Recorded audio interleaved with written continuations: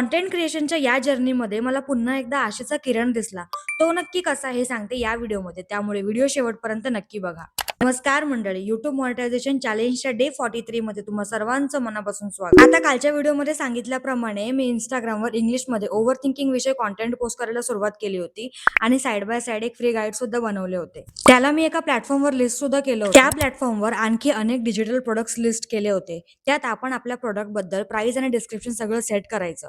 जेव्हा कोणी ते प्रोडक्ट विकत घेतं तेव्हा पेमेंट ऑटोमॅटिक आपल्याला येतं आणि त्या व्यक्तीला ईमेलद्वारे ते प्रोडक्ट मिळून जातं. अशा प्रकारचे आणखी बरेच ऑनलाईन प्लॅटफॉर्म्स, ऍप्लिकेशन्स अवेलेबल आहेत ज्यात आपण आपले डिजिटल प्रोडक्ट सेल करू शकतो.